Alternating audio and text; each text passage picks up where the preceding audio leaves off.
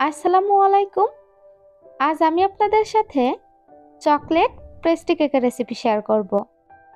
এই মজাদার chocolate pastry cake চুলায় তৈরি করেছি। তো চলুন দেখে নেওয়া যাক কিভাবে এই পেস্ট্রি কেকটা তৈরি করতে হয়। প্রথমে একটা বাটিতে রুম টেম্পারেচারে থাকা 2টা ডিম নিয়ে নিয়েছি। এখন ইলেকট্রিক বিটার দিয়ে বিট করতে থাকবো এবং 1/3 কাপ চিনি অল্প অল্প করে 2 থেকে 3 বারে দিয়ে অ্যাড করব।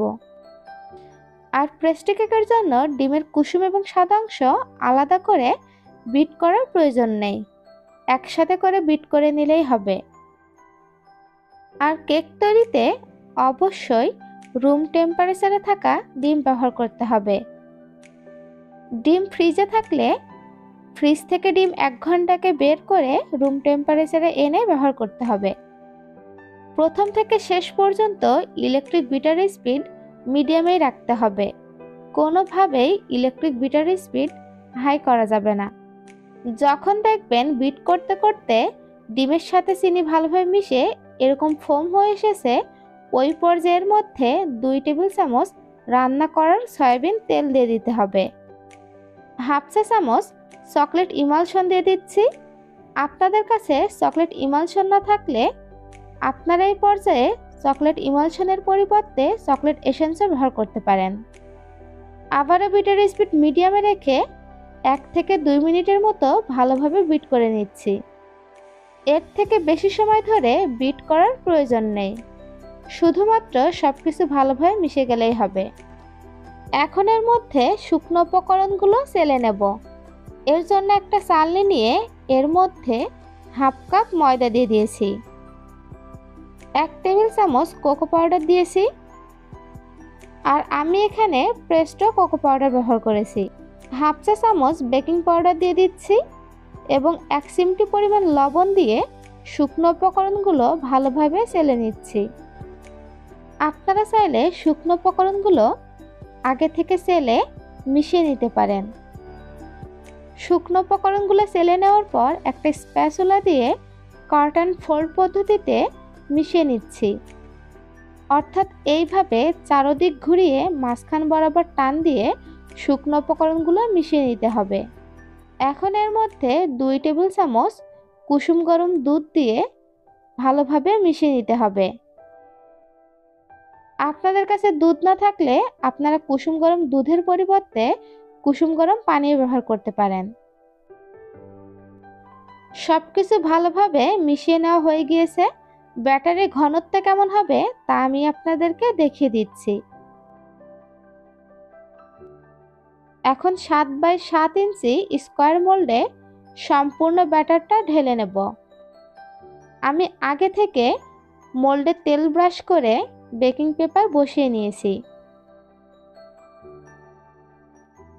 এখন একটা কাঠি দিয়ে ব্যাটার লেভেল করে কয়েকটা বাড়ি দিয়ে ট্যাপ করে নেব।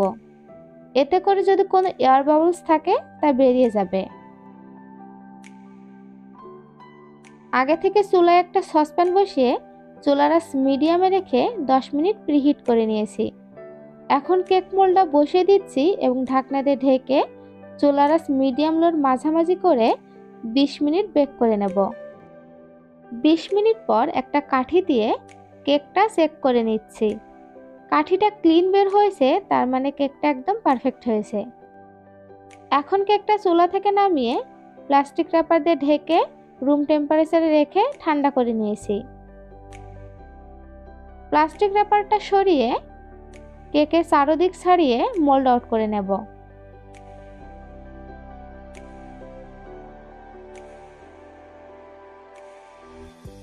কেকের উপর থেকে বেকিং পেপারটা সরিয়ে কেকের উপরে যে অসমান অংশ আছে ওইটা সমান করে কেটে নেব।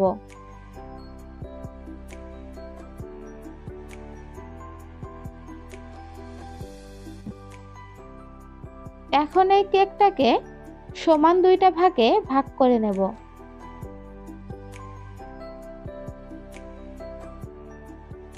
কেক বোর্ডে সামান্য পরিমাণে হুইপ ক্রিম দিয়ে কেকের একটা স্লাইস ভালোভাবে বসিয়ে দিচ্ছি। এরপর সুগার সিরাপ দিয়ে দিতে হবে।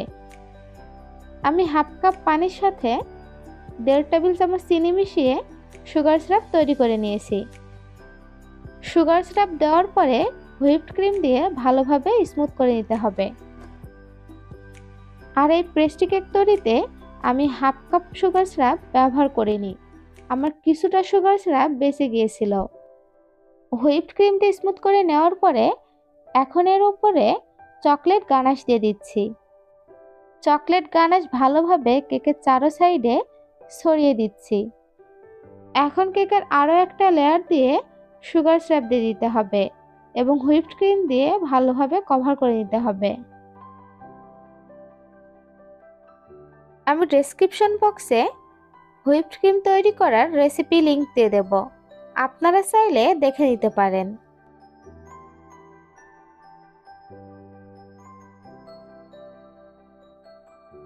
আমি যেহেতু পেস্ট্রি কেক তৈরি করছি, তাই আমি কেকের চারো সাইডে হুইপড ক্রিম দিয়ে কভার করে নিইনি, কারণ আমি কেকের চারো সাইডে সমান করে কেটে নেব, যাতে কেকের লেয়ারগুলো খুব ভালোভাবে বোঝা যায়।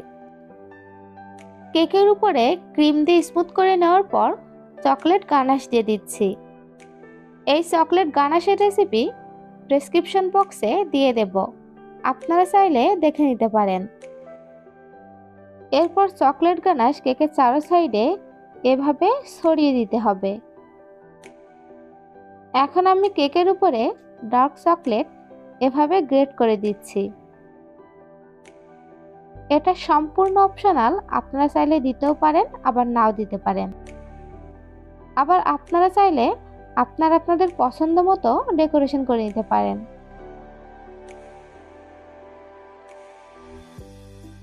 এখন কেকের চারো সাইড থেকে সমান করে কেটে নিতে হবে। সমান করে কেটে নেওয়ার পর পেস্ট্রির আকারে কেটে নিতে হবে। আজকের এই কেকটা থেকে আমি 6টা পেস্ট্রির আকারে কেটে নিয়েছি, আপনারা চাইলে 8টা ভাগেও ভাগ করে নিতে পারেন।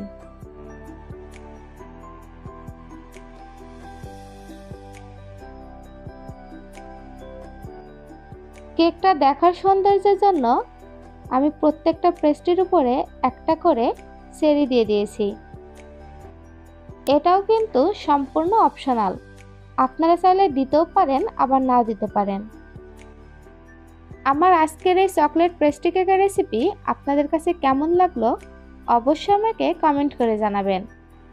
আর ভালো লাগলে প্লিজ আমার চ্যানেলটা সাবস্ক্রাইব করবেন এবং ফ্রেন্ডস অ্যান্ড ফ্যামিলির সাথে শেয়ার করবেন। সবাই ভালো ও সুস্থ থাকুন। আল্লাহ হাফেজ।